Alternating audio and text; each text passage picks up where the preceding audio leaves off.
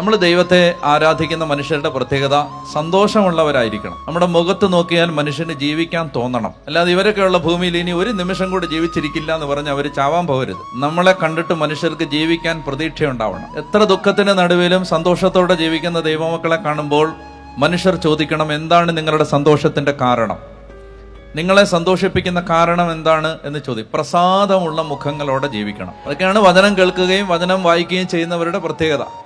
സന്തോഷമായിട്ടിരിക്കണം. ഇപ്പൊ നിങ്ങൾക്ക് സന്തോഷമായിട്ടിരിക്കുന്നില്ല നമുക്കറിയില്ല. നിങ്ങൾ ഭയങ്കര സീരിയസ് ആയിട്ടിരിക്കുന്ന പോലെ എല്ലാ ഒരിടത്തെ മാത്രമല്ല, എല്ലാ സ്ഥലത്തും മനുഷ്യർ പൊതുവേ വളരെ സീരിയസ് ആണ്. അപ്പൊ ഉള്ളിന്റെ ഉള്ളിൽ സന്തോഷം ഉണ്ടെങ്കിലേ മുഖത്തത് വരുത്തുള്ളൂ. ഉള്ളിൽ സന്തോഷം ഉണ്ടാകണമെങ്കിൽ സന്തോഷം പലപ്പോഴും ഒരു തീരുമാനമാണ്. സന്തോഷമായിട്ടിരിക്കാൻ തീരുമാനിക്കുകയാണ്. നമ്മൾ തീരുമാനിക്കുകയാണ് എന്താണ്, എന്ത് പ്രശ്നം വന്നാലും എന്ത് വന്നാലും ഞാൻ സന്തോഷമായിട്ട് ജീവിക്കാൻ പരിശ്രമിക്കും. ഇനി പ്രശ്നം വന്നെന്ന് പറഞ്ഞ് ദുഃഖിച്ചൊന്നും നടക്കാൻ പറ്റില്ല.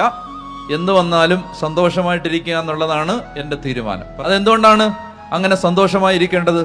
അങ്ങനെ സന്തോഷമായി ഇരിക്കേണ്ടതിന്റെ കാരണം നമ്മൾ വചനത്തിൽ വായിക്കുകയാണ്. പരിശുദ്ധാത്മാവ് കർത്താവായ യേശുവിന്റെ വചനം പറയുകയാണ്, എപ്പോഴും സന്തോഷത്തോടെ ഇരിക്കണം.